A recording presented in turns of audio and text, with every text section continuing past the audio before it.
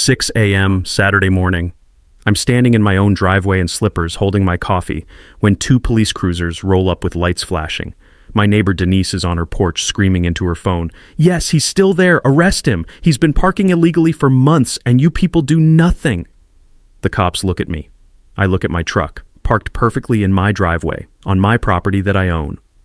One officer sighs like he's done this before. Here's what Denise doesn't know. For 3 months, she's been filing complaints about me to the Air Force Base where she works, calling me a rogue officer, demanding I get fired. She has no idea I'm the base commander, her boss's boss's boss. And this morning, she just made her last mistake. Drop a comment. Have you ever had a neighbor so crazy they called the cops on you for literally nothing? And where are you watching from? Let's see how global this nightmare neighbor problem really is. 14 days after you moved in, I found a note on my windshield printed on cream-colored cardstock with professional margins. Township Code 14C, all vehicles must park minimum 18 inches from property line. Your vehicle is in violation. Please remedy immediately. My truck was parked in my own driveway, on property I owned, that I'd paid $315,000 cash for. I crumpled the note and threw it in my trash can, which was exactly where it belonged. The next morning, a township zoning inspector knocked on my door. He looked like a man who'd lost a bet with the universe, measured my driveway with a tape measure, sighed deeply and said, "Sir, you're fine. This is your property. You could park a semi-truck here legally." Then he lowered his voice. "The woman next door, Denise Kelp, she's done this to 3 families on this street in 2 years. 2 of them moved. That's how I learned my neighbor wasn't just annoying. She was a problem with a pattern." Let me introduce myself properly. I am Colonel Marcus Treadwell, 47, United States Air Force, 23 years in uniform. 3 months ago, I became Installation Commander at Grayson Air Force Base, responsible for 15,000 military and civilian personnel. It's like being mayor of a small city that happens to have fighter jets and multi-million-dollar equipment. When I took command, I made a decision. Live off base, not in officer housing where everyone knows your rank. I wanted normal. A place where my daughter Bryn could just be 16 without the weight of military life pressing down on her every single day. Bryn lost her mom 3 years ago, cancer. Sarah was the glue holding us together through 7 duty stations and 4 deployments. After she died, Bryn and I bounced between 3 bases in 2 years. New schools, new friends, new grief, and new zip codes. This house in Pine Haven was supposed to end that cycle. Population 8,000, 20 minutes from base, quiet street called Maplewood Drive. 2-story colonial with a driveway that has character, meaning it has cracks, and an American flag on the porch because old habits die hard. The neighborhood's exactly what you'd picture. Built in the 70s, honest working folks. Saturday morning sounds of lawnmowers and sprinklers going tick-tick-tick in rhythmic meditation. By noon, the asphalt driveway gets hot enough that you feel it through your boots like standing on a warming plate. Normal, peaceful, exactly what we needed. And then there's Denise. Denise Kelp is late 50s with hair sprayed into a helmet that could deflect small arms fire. Married to Hugh, a man who looks like he's been apologizing since the Reagan administration. No kids. She works part-time at the base commissary as a cashier, which becomes hilariously relevant later, and drives a white Lexus SUV so spotless you could eat surgery off the hood. Wait, that came out wrong. You know what I mean. Denise has appointed herself neighborhood watch captain of Maplewood Drive despite the fact that there's no HOA, no neighborhood association, no elected board. Just Denise, a smartphone camera, and an ironclad belief that she's the last line of defense against suburban chaos. I met her on day 2 of moving in. I was unloading boxes from my F-150 when she appeared at the property line like she'd been summoned by a spell. "Welcome to Maplewood Drive," she said, eyes scanning my truck like a TSA agent who'd found something suspicious. "We maintain very high standards here." The way she emphasized standards suggested I'd just backed a carnival into her cul-de-sac. I smiled, shook her hand, made neighborly small talk. I've negotiated with foreign military officials in combat zones. Surely I could handle one suburban busybody. Narrator voice. He could not. That cardstock note on day 4 was just the opening salvo. The next morning's zoning inspector visit taught me something crucial. Denise didn't just complain. She weaponized bureaucracy, and she wasn't going to stop. Standing in my driveway that morning, watching the inspector drive away, I had a choice. Move again and let Bryn down, or stand my ground. I'd already moved her enough. This was our home now. Week 4, and Denise found a new hobby. My trash cans. Township rules say garbage bins must be off the curb by 7 p.m. on collection day. Fine. Reasonable. I usually rolled mine back by 6:30, sometimes 6:45 if work ran late. One Thursday, I got home at 6:53, grabbed my cans, wheeled them back, went inside to help Bryn with calculus. Next morning, certified mail arrived. Actual certified mail requiring my signature for garbage cans. Inside, a formal complaint with 3 attached photographs. My trash cans at the curb, each with digital timestamps. 7:02 p.m., 7:04 p.m., 7:06 p.m. Denise had stood outside with her phone, documenting my bins at 2-minute intervals like a forensic investigator. The letter threatened a $50 fine for continued violations. I set a phone alarm after that, 6:30 p.m. every trash day. Never missed it. But here's the thing, that same week I noticed Denise's cans still at the curb at 9 p.m., 2 hours past deadline. So I did exactly what she did, took time-stamped photos, submitted them to the township with a polite note about equal standards. 2 weeks later, I got a form letter back. Thank you for your concern. We will investigate. No fine for Denise, no warning, nothing. The system responded to her because she'd trained them to. Years of calls meant they'd rather appease her than hear from her again. I was just new blood. Fine. I started keeping records, dates, times, screenshots. My inner military logistics officer activated. Then Denise escalated to my truck. I have this habit from base parking lots. I angle my truck slightly in the driveway, maybe 15 degrees. Better visibility pulling out. Easier exit angle. Nothing dramatic. One morning, another note. This time, a police report number. I called the station. The dispatcher sounded exhausted. Yes, sir. Complaint filed that your vehicle blocks sightlines and creates reckless endangerment. My truck is in my driveway. Complainant says it prevents her from safely exiting hers. I looked at Denise's driveway. 40 feet away. You could park a mobile home between us. Officer Ramirez showed up 20 minutes later with a partner. Young guy, clearly done with this call before it started. Mr. Treadwell, we got a complaint about Colonel, actually, but Marcus is fine. His eyebrows rose. Colonel, look, you're totally fine here. It's your property. But maybe park it straight, just to avoid more calls. I kept my tone even. Officers, I appreciate your time. But I'll park however I want on my own property. Ramirez nodded, something like respect crossing his face. Understood, sir. Have a good day. After they left, I did what I should have done week 1. I requested public records. $15, 10-day wait. When that PDF arrived, I sat at my kitchen table reading 63 pages of insanity. Denise had filed 47 complaints with township and county agencies in 18 months. Noise violations, parking violations, tree trimming violations, holiday decoration violations. She'd called police 19 times for things like suspicious vehicle, a plumber's van, and aggressive dog, a golden retriever. I'd learned something during JAG training years ago that came flooding back.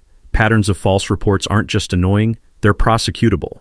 Most states have harassment statutes specifically covering repeated false complaints to authorities. I'd seen it used once in a domestic case. Guy kept calling cops on his ex-wife's new boyfriend, claiming violations that didn't exist. He got slapped with misdemeanor harassment. I printed Denise's entire complaint history and filed my own report with the police department, documenting the pattern. 3 days later, Lieutenant Moss called. Colonel Treadwell, we're aware of Mrs. Kelp, very aware. Unfortunately, until she crosses a specific legal line, we're limited in what we can do. I understand, Lieutenant. I just wanted it on record. Smart. Very smart, sir. I hung up as Bryn walked into the kitchen. She'd been listening. Dad, why don't you just tell her you're the base commander? She works there. Maybe she'd stop. I thought about it. One conversation could end this. Denise, I'm your boss's boss's boss. Back off. But that felt like cheating. Like using air support on a ground skirmish you could win with tactics. I wanted to handle this the right way, as a citizen, not a colonel. Prove you could stand up to a bully through proper channels, not rank. Also, honestly, part of me was curious how far she'd go before reality caught up with her. The smell of Bryn's microwave popcorn filled the kitchen. Butter and salt, comfort food for homework nights.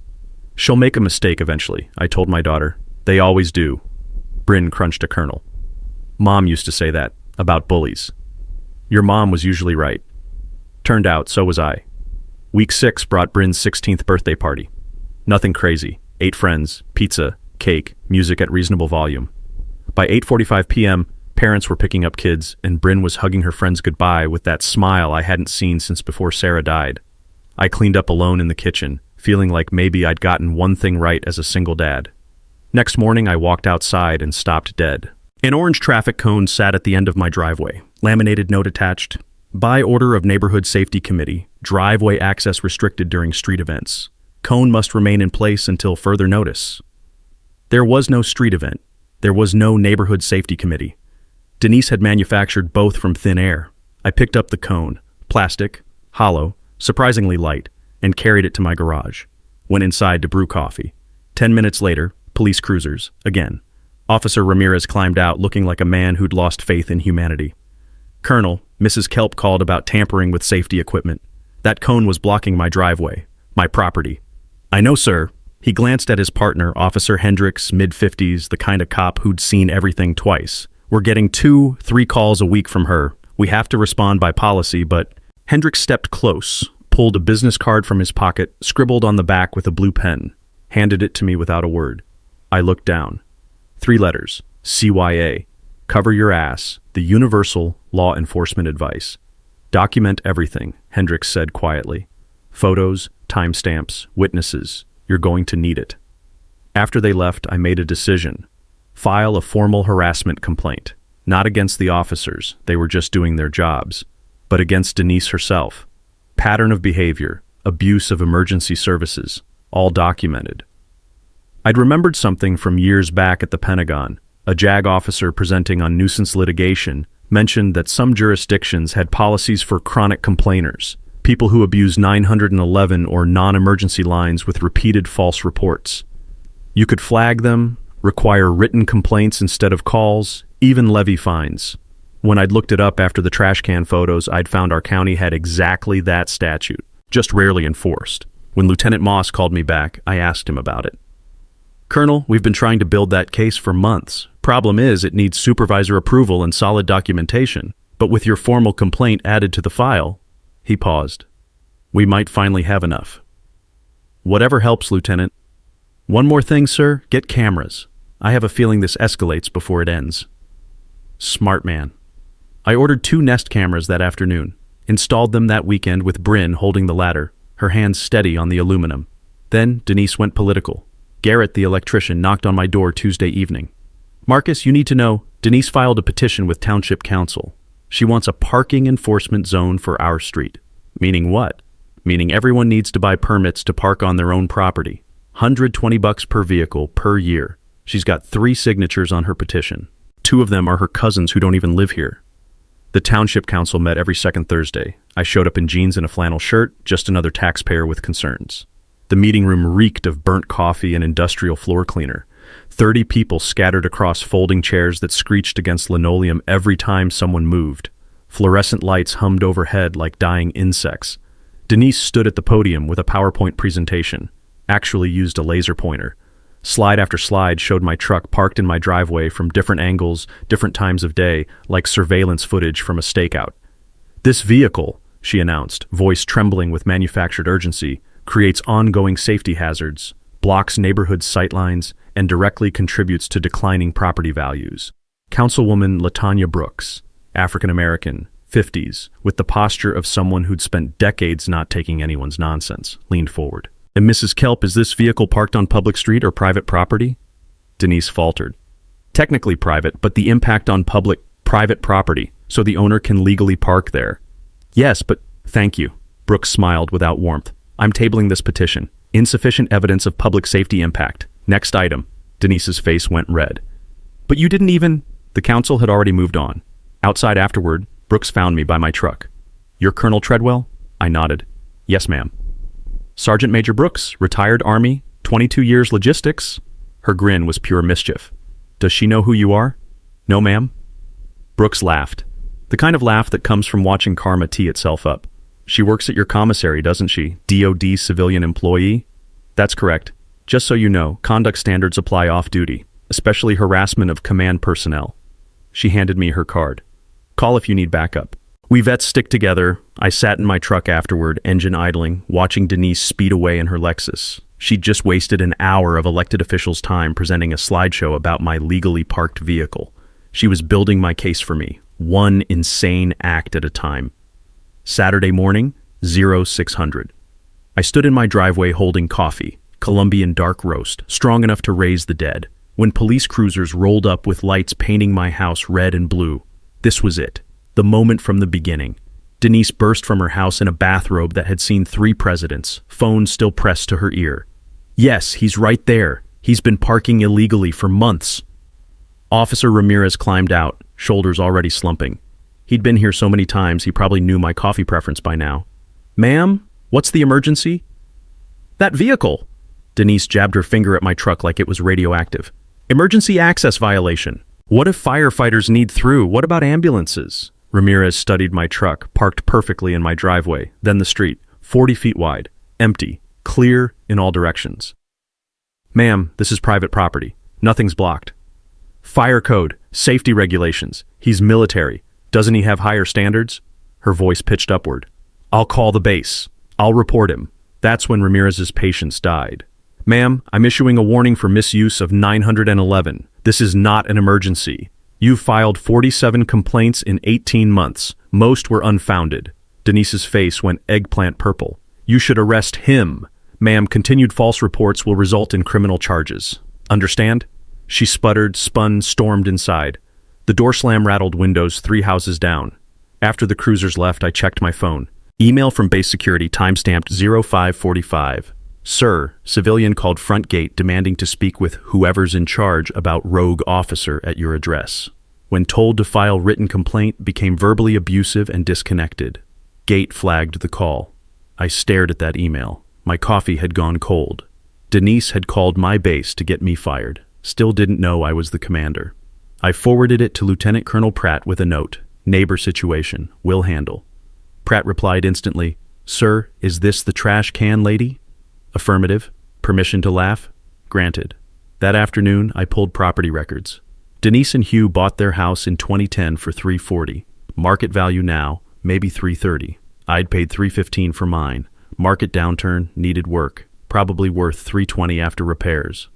But it wasn't about actual values. It was about control. I found her old Facebook posts in neighborhood groups. She'd opposed multi-family dwellings and transient renters.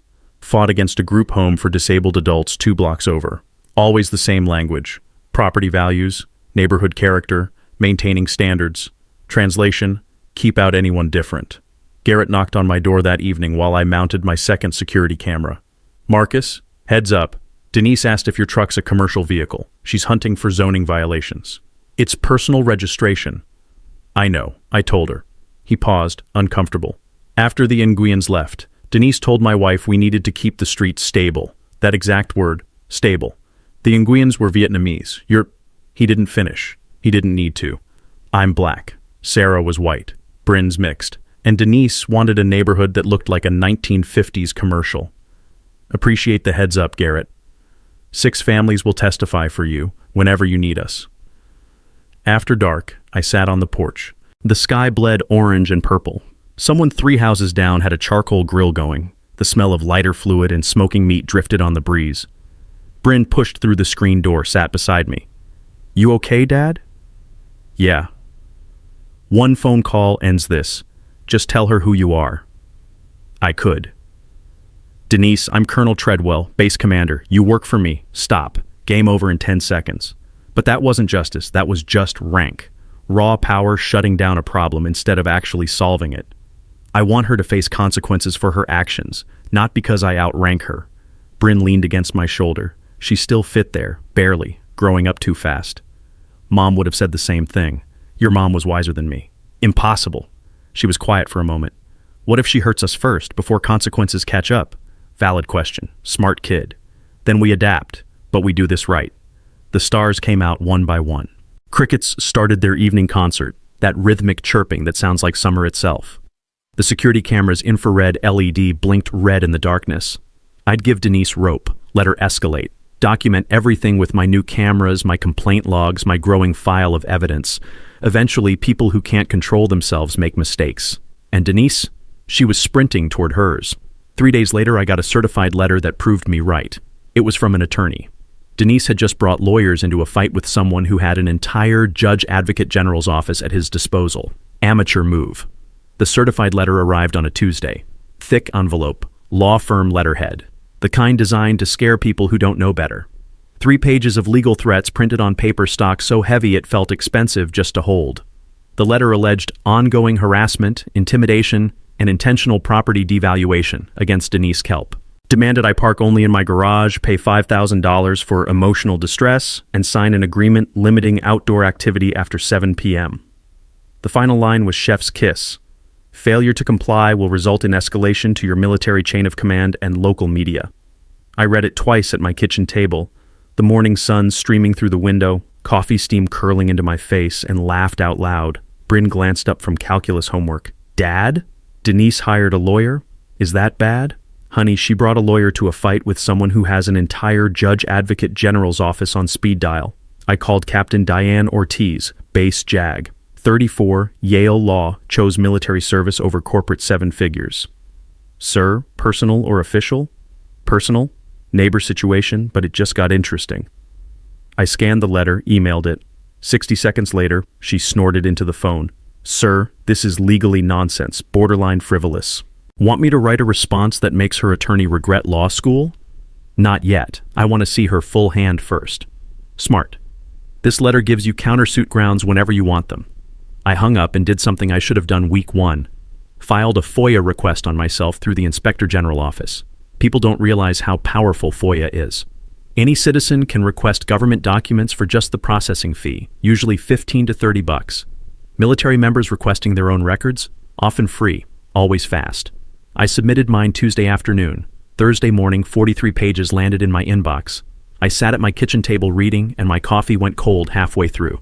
Denise had filed 6 IG complaints about me in 3 months. The allegations were fever dreams, noise violations from late-night activity when I'm asleep by 2200, improper fraternization from Bryn's birthday party, misuse of government vehicle because my personal truck has a base parking decal, threatening behavior toward civilians for parking at an angle.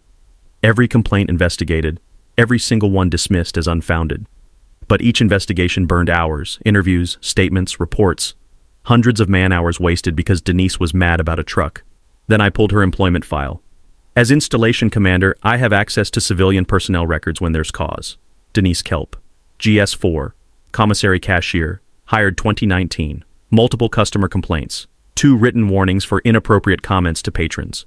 Most recent, she'd told a pregnant officer's wife she was abusing maternity benefits by buying formula. The customer, a Medal of Honor recipient's widow, filed formal complaint. Commissary manager's note, building termination case but HR process slow. I leaned back in my chair, the pieces assembling themselves like a rifle disassembly drill. Denise worked at my base, filed false federal complaints about me, harassed my personnel as customers, had absolutely zero idea I was her ultimate commanding officer. The power dynamic hadn't just shifted, it had inverted completely. But using rank still felt wrong. Too easy. Like calling an airstrike on a fist fight. I called Captain Ortiz back. Draft me 1 letter, not for now, for when the time's right. What kind? The kind that explains to someone exactly how badly they miscalculated reality. My favorite kind, sir. I also called Councilwoman Brooks. 6 IG complaints? She whistled. That's not harassment. That's abuse of federal process, potentially criminal. Should I refer her to DOD IG? Depends. Want fast resolution or lasting lesson? I want her to stop doing this to other people. Then let her escalate once more. People like Denise only learn from consequences, not warnings. That evening, Bryn asked, "Can we just move?" I pulled her close. The living room smelled like the lavender candle Sarah used to love. Bryn had started lighting it on hard days. We've moved 3 times since Mom died. I promised you this was home. Nobody runs us out of home. What if it gets worse first? Then it gets worse, but it won't stay worse. I didn't know how right I was. Denise's next move made everything else look like practice. I gave Denise a week to make her next move. Meanwhile, I built a team. Garrett came over Saturday morning. His kitchen table was covered in a folder he'd been keeping. The house smelled like sawdust and French roast. Started documenting after the Nguyen's left, he said, sliding papers across. Denise reported them 14 times in 6 months. Mr. Nguyen had a stroke. Family blamed the stress. Inside, statements from 3 families she'd run off the street. Photos of her photographing neighbors. Emails organizing concerned residents against various targets. 6 families will testify for you. We've been waiting for someone to finally push back. Next, Councilwoman Brooks at Murphy's Diner, over eggs and hash browns on a table sticky with syrup residue. Township attorney and I drafted this 2 years ago. She slid me a document. Chronic complainer ordinance. Anyone filing 10-plus unfounded complaints in 12 months gets fined. Restricted to written complaints only, requires attorney's signature. That legal? Ohio precedent. Wilkins v. City of Dayton, 2013. Courts ruled municipalities can regulate complaint system abuse. Her smile was pure satisfaction. We vote next meeting. Denise's timing is perfect. I remembered something from a housing law seminar years back.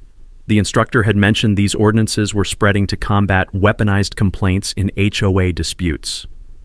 The key was proving pattern and bad faith, both of which Denise had handed me on a silver platter.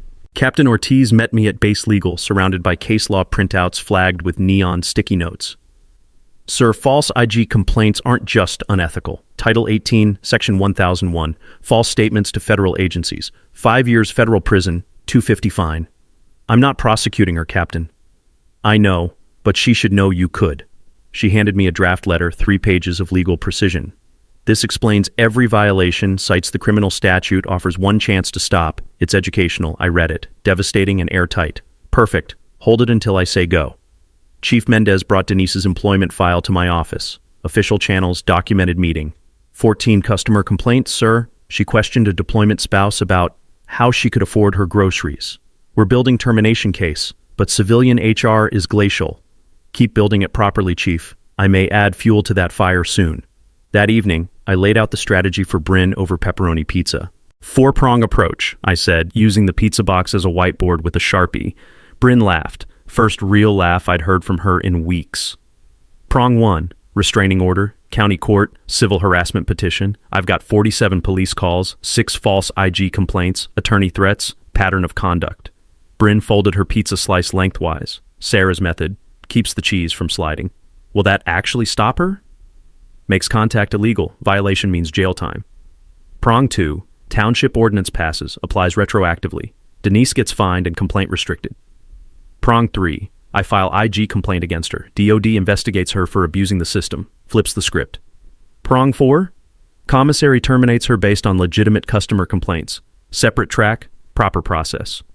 Bryn chewed thoughtfully. You're not just stopping her. You're making sure she can't do this to anyone else. Exactly. Mom would approve. Mom would have done it 3 weeks ago. Over the next week, I built a binder. Timeline, security footage screenshots, police logs from FOIA, neighbor statements, IG complaints, employment file notes, everything chronological, indexed, tabbed, 3 inches thick when finished. Ortiz reviewed it, whistling. Sir, this could be a JAG training case, how to document everything. You don't survive 23 years in uniform without learning paperwork. The beautiful part? Every piece was legitimate. No rank pulling, no shortcuts, just documentation, proper channels, and patience. Garrett stopped by Thursday evening while I was grilling chicken. The charcoal smoke smelled like summer, made everything feel almost normal. Denise has been quiet, he said, accepting a beer. Makes me nervous. Cornered animals get dangerous before they get caught. You think she'll escalate? I'm counting on it. Every move she makes strengthens my case. He clinked his beer against mine. Man, remind me never to piss you off. Just don't harass my daughter and we're good. Bryn came outside with plates. Dad's not mad. He's just thorough. Terrifyingly thorough, Garrett agreed. That night, after Bryn went to bed, I sat on the porch watching heat lightning flicker in distant clouds. The air smelled like ozone and cut grass. Storm coming, maybe tomorrow. My phone buzzed. Message from Brooks. Ordinance passes Tuesday. Unanimous vote expected. Another buzz. Ortiz. Restraining order petition ready to file. Just say when. Another. Lieutenant Moss. Colonel, heads up. Mrs. Kelp tried filing another report tonight. Dispatcher told her to put it in writing per new policy. She hung up. I smiled in the darkness. The walls were closing in on Denise, built entirely from her own actions. All I'd done was hold up mirrors. Sarah used to say, the best way to defeat someone isn't to fight them. It's to let them defeat themselves while you take notes. I'd taken very good notes. Now I just needed Denise to make one more mistake. The big one that would end this permanently. Based on her pattern, I wouldn't wait long. The lightning flickered again, closer now. Storm was coming. Monday morning, 0630. My phone exploded with texts from 3 neighbors I barely knew, all sending the same Facebook link with variations of "Is this true?" and "Are you okay?" I opened our town's community group, 8,000 members. An account called Concerned Pine Haven Resident, created that morning with no photo or history, had posted my full street address alongside a warning. Alert: military officer on Maplewood Drive harassing neighbors. Police won't act due to blue wall protecting veterans. This man threatens families, violates ordinances, uses his position to intimidate. Share for safety. 63 shares when I screenshot it. I captured 15 images total before moderators nuked it. Post, shares, comments, account details. All evidence. Captain Ortiz called it witness tampering. Sir, attempting to damage your employment through false public statements? Add it to the charges? Within the hour, 2 neighbors knocked on my door holding printouts. The retired teacher looked genuinely confused. "Colonel, this doesn't sound like you at all."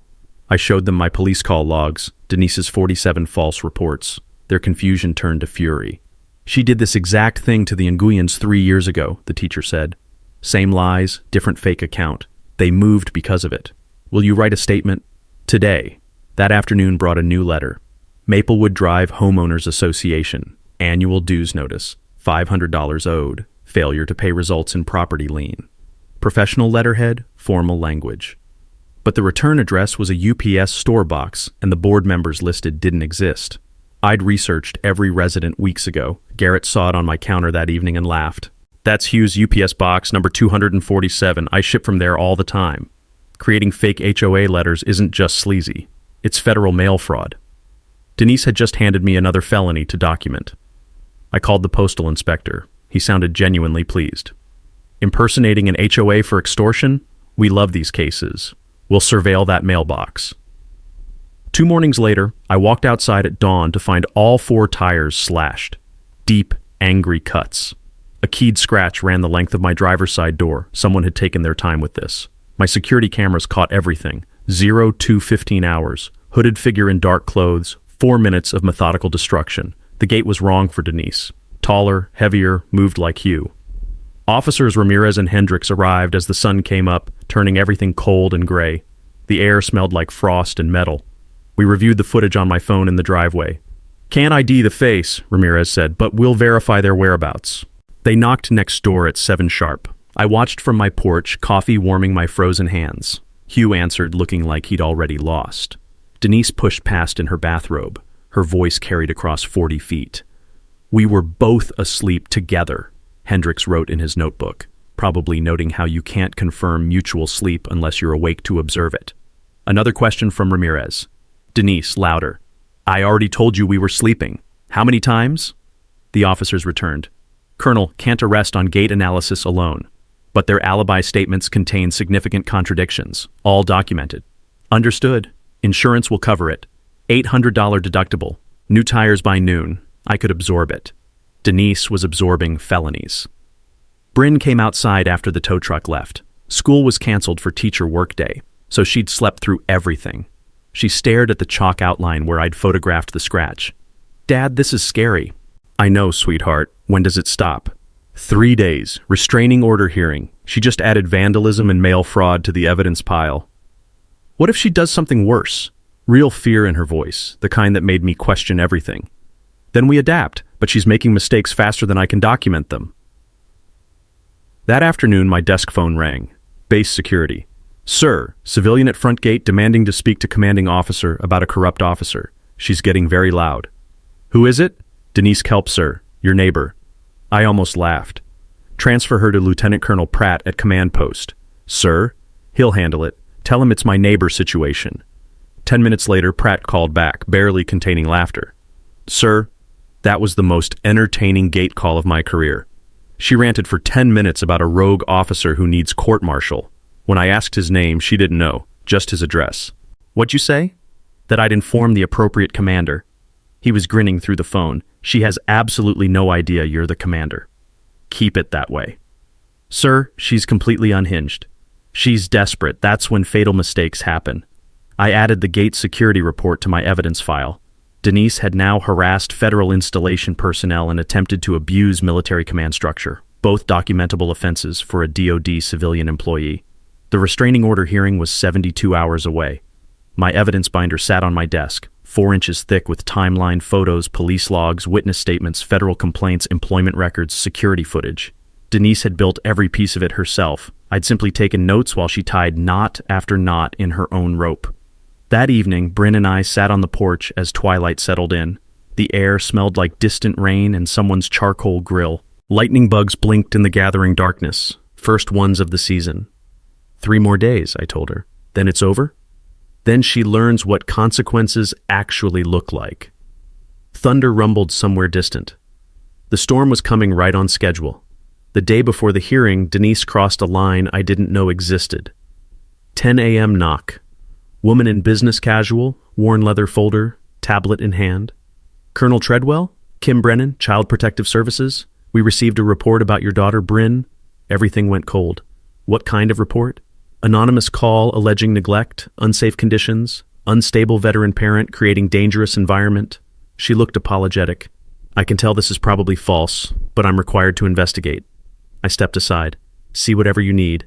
Kim walked through the house. Clean kitchen, stocked fridge, no hazards. Bryn's room, teenager messy but clearly loved, skateboard gear and college brochures and band posters covering walls. She interviewed Bryn privately. I waited in the kitchen, knuckles white around my coffee mug. 15 minutes later, Kim emerged with Bryn, whose eyes were red but voice steady. This case is closed immediately, Kim said. Your daughter is safe and well cared for. She turned to Bryn. Thank you for being honest, sweetie. Bryn's voice cracked.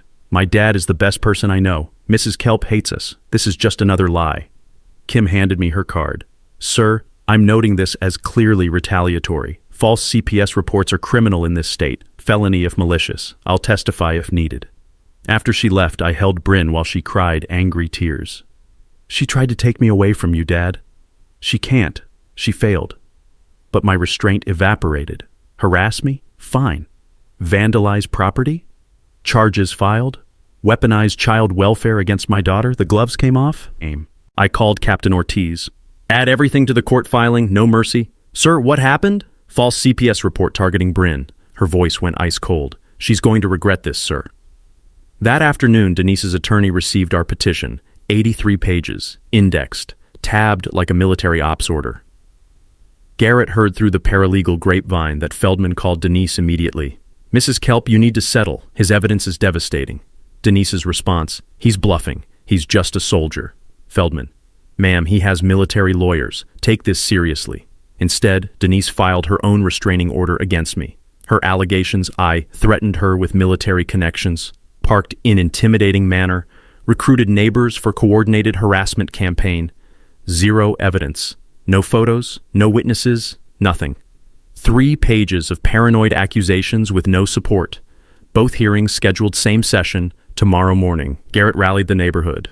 6 families agreed to testify. People she'd harassed, people who'd stayed silent too long. The retired teacher brought documentation from Denise's 2019 campaign against Christmas lights. The pastor offered testimony about her calling police on Easter parking overflow. That evening, I sat on my porch. Security camera LED blinked red. Night smelled like cut grass and ozone. Crickets kept rhythm, the sound summer should have been. Lieutenant Moss called. Colonel, Mrs. Kelp tried filing another report tonight, claimed you're surveilling her. Dispatcher said new policy requires written complaints. She hung up, called back 3 times. We logged it as harassment of emergency services. Thanks, Lieutenant. See you tomorrow. Wouldn't miss it, sir. My evidence binder sat on the porch table. 4 inches of documentation showing one truth. Denise couldn't stop herself. Every action dug deeper. Bryn came outside, sat beside me. Ready for tomorrow? Yeah. What if she wins? She can't. She built my case herself. Will she go to jail? Probably not, but real consequences are coming. Good. Bryn leaned on my shoulder. Mom would be proud. Mom would have ended this 3 weeks ago. No, she'd say you did it right. Lightning bugs rose from grass, blinking codes. The air tasted electric. Storm coming. I checked my watch. 14 hours. Tomorrow, I'd wear my dress blues to court. Full rank insignia visible. Every time Denise had seen me, I'd been in civilian clothes. Never mentioned my job, never pulled rank, never used anything unavailable to regular citizens. Tomorrow she'd finally learn who she'd been harassing for 4 months. Tomorrow in that courtroom, Denise would see my uniform and understand she'd been filing complaints about me to my own command, calling my own base, trying to get me fired from a position where I was everyone's boss, including hers. The realization would hit her like a freight train. And honestly, I couldn't wait to see her face when it did. Garrett stopped by with a six-pack. We sat in silence for a while, drinking beer and watching heat lightning flicker on the horizon. Marcus, whatever happens tomorrow, you handled this right. The hard way, the long way, but the right way. We'll see. No, man. Everyone's watching. You showed people you can stand up to bullies without becoming one. That matters. After he left, I went inside. Bryn was asleep on the couch, calculus book open on her chest. I covered her with Sarah's old quilt, the one with stars that she'd made during our first deployment. In our bedroom, I laid out my dress blues, pressed sharp, brass-polished, ribbons aligned, the uniform I'd earned over 23 years. Tomorrow, Denise would see it. Tomorrow, she'd understand. Tomorrow, 4 months of harassment would meet 4 months of perfect documentation in front of a judge. I set my alarm for 0500. Court was at 9, but I had a career's worth of pre-mission rituals to complete. The storm that had been building since July was about to break. County Courthouse, 9 a.m. Floor wax and old wood smell filled the air. Fluorescent lights hummed while 30 people sat in squeaking folding chairs. I walked in wearing Class A dress blues, full ribbons, polished brass, silver eagles on my shoulders, Bryn beside me. Behind us, 6 neighbors, Officer Ramirez, Lieutenant Moss, Kim from CPS, Garrett Brooks. Denise sat with Attorney Feldman. When she saw my uniform, her face went white, then red, then white again. She grabbed Feldman's sleeve, whispered frantically. He looked at my rank and went pale. Judge Meredith Vance entered, 60s, former prosecutor. 2 restraining orders against each other. We'll hear both. Mrs. Kelp's attorney first. Feldman stood. Your Honor, my client has endured months of harassment. Her neighbor weaponizes his military status and parks threateningly, Vance interrupted, on his own property? The angle creates... Next point. Feldman listed grievances without evidence. Vance cut him off. Photos, recordings, witnesses.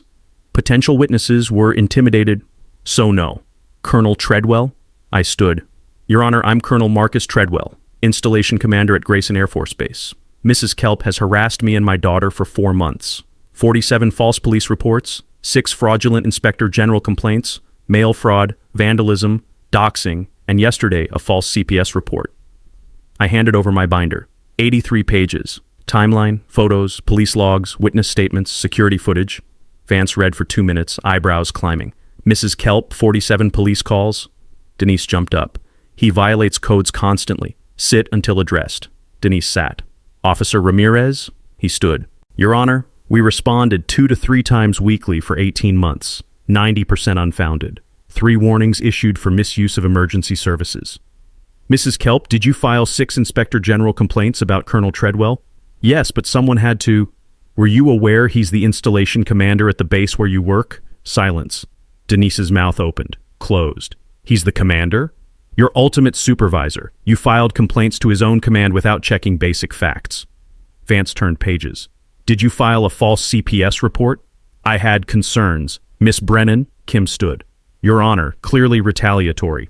The child is well cared for. This was deliberate system abuse to intimidate through his daughter. Vance closed the binder hard.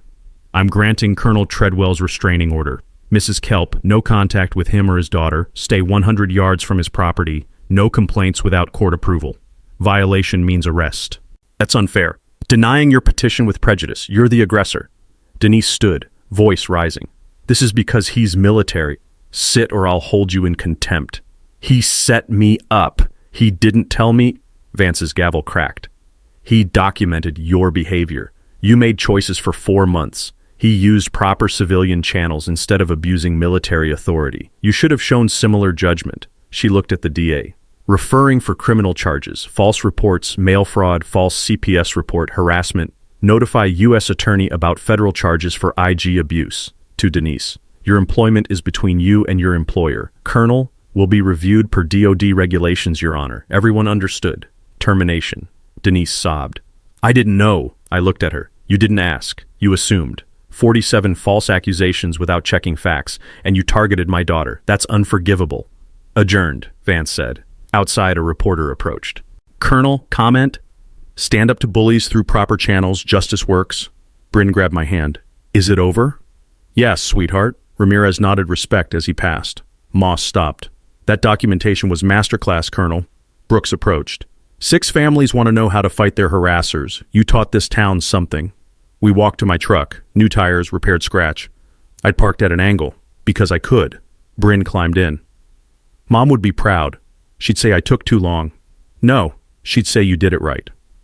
I started the engine. In the rear view, Denise stood alone on courthouse steps, Feldman walking away. She'd lost everything in 4 hours because she couldn't stop being a bully, because she assumed instead of asking, because she picked the wrong neighbor. We drove home. Our home. The one nobody would ever chase us from again. The street was quiet when we pulled up. Garrett waved from his porch. The smell of someone's weekend barbecue drifted on the air. Lightning bugs would come out tonight, first real warm evening of the season. I parked my truck at an angle in my driveway. My property, my choice, my life. Denise Kelp no longer got a vote in any of it. The first Saturday after the hearing, Garrett organized a block party on Maplewood Drive. 20 families showed up, grills smoking, folding tables loaded with potato salad, kids running through sprinklers. 2 families who'd moved away because of Denise drove back just for this. I stood at my grill flipping burgers with Bryn beside me, and for the first time in 4 months, the knot in my chest finally loosened. The retired teacher brought a photo album showing the street's history back to 1972. "This is what neighborhoods should be," she said. "People looking out for each other." The pastor blessed the gathering. "May we always choose kindness over conflict." 3 weeks later, the consequences landed. The commissary terminated Denise, not because I ordered it, but because Chief Mendez's HR case was solid. 14 customer complaints, hostile environment, off-duty conduct violations, proper channels, proper process. I never touched it. The DA filed charges. Denise took a plea. 200 hours community service, $5,000 fine, 2 years probation, anger management classes. The postal inspector's mail fraud case was still grinding through federal court. Her house sold within a month. She moved 2 towns over, reportedly telling people she was forced out by military corruption. Some people never learn. But 6 families who'd stayed silent found their voices. They started attending township council meetings, speaking up about infrastructure, budgets, transparency. Councilwoman Brooks told me voter registration jumped 12% in our district. Then Garrett and I created something that mattered, the Good Neighbor Fund, community resource for families facing harassment. Started with $5,000 from me, matching donations from the 6 testifying families. First year, helped 11 families with free legal consultations, documentation workshops, tenant rights education. Officer Ramirez taught complaint procedures. Captain Ortiz covered military family resources. Brooks explained local ordinances, 40 people per session, attendance from neighboring towns. We prevented 3 wrongful evictions and exposed 1 fake HOA collecting illegal dues. One woman told me, "I was harassed by my landlord for 2 years. Your workshop gave me tools to fight back legally. I won." That's when I knew we'd built something bigger than my driveway. I established the Resilience Scholarship at the high school in Sarah's name, $2,000 annually to a student who overcame adversity with grace. First recipient, a kid whose family fought off a predatory HOA using techniques from our workshop. Bryn presented the award, and watching her stand at that podium, I saw Sarah in every gesture. 1 year after the hearing, Bryn and I planted a Japanese maple in our front yard. Peace and perseverance. Neighbors gathered to watch. Garrett helped dig.